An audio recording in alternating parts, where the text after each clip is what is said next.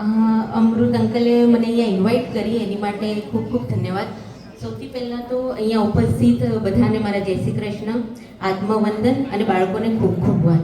અમારી સંસ્થા દિવ્યાંગ અને મનોદિવ્યાંગ બાળકોની નિઃશુલ્ક સેવા ચિકિત્સા કરે છે.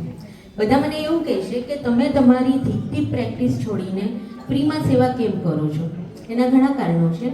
સૌથી પહેલું કારણ મને મારા ગુરુદેવે કીધું કે એક બાળક જો સ્વસ્થ હોય તો આખું ફેમિલી સ્વસ્થ હોય છે. કોઈનું પણ બાળક બીમાર હોય, અપંગ હોય, ચાલી ના શકતું હોય, બોલી ના શકતું હોય, બર્થ કોમ્પ્લિકેશન્સ હોય, તો એની પાછળ એના માતા પિતા સામાજિક રીતે, ભાવનાત્મક રીતે, આર્થિક રીતે ઘણા બધા હેરાન થતા હોય છે, દાદા દાદી હેરાન થતા હોય છે.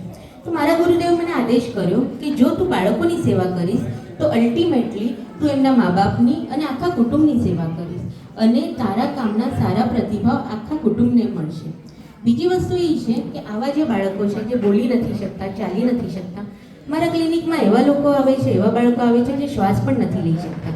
અને આપણું સૌભાગ્ય છે કે આપણે આ બધી વસ્તુ કરી શકીએ છીએ, તેમને આપણે મદદ કેમ ના કરવી જોઈએ?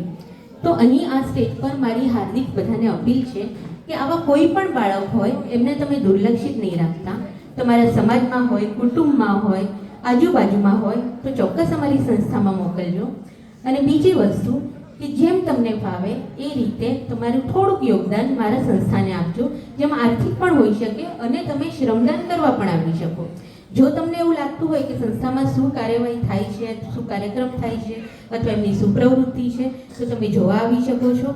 તમે અમને મદદ પણ કરી શકો છો, કેમ કે આવા બાળકોના જે માતા પિતા છે એ ભાવનાત્મક રીતે ખૂબ તૂટી ગયા હોય છે, સમાજથી પણ દુર્લક્ષિત હોય છે, ક્યાંય આ બાળકોને લઈ જઈ નથી શકતા. લોકો એમને ક્વેશ્ચન પૂછીને શર્મિંદા કરતા હોય છે, એટલે એ લોકો એકલવાયું જીવન જીવતા હોય છે અથવા તો એકલા પડી ગયા હોય છે. મારો પ્રયાસ છે કે આવા બાળકોનું અમે સંસ્થા દ્વારા બર્થડે યોજીએ અથવા તો બીજા કોઈ પ્રસંગોમાં અમે એમને સામેલ કરીએ અને આવા બાળકોનું સહજીકરણ અને સામાજિકરણ થાય એવા પ્રયાસો કરીએ. તો મારી બધાને નમ્ર અપીલ છે કે અમારા કાર્યમાં તમને જે ફાવે એ રીતે યથાશક્તિ ટેકો કરજો. ધન્યવાદ. ખૂબ ખૂબ ધન્યવાદ બેન શ્રી, આપ આપણા અમૃત ચેરિટેબલ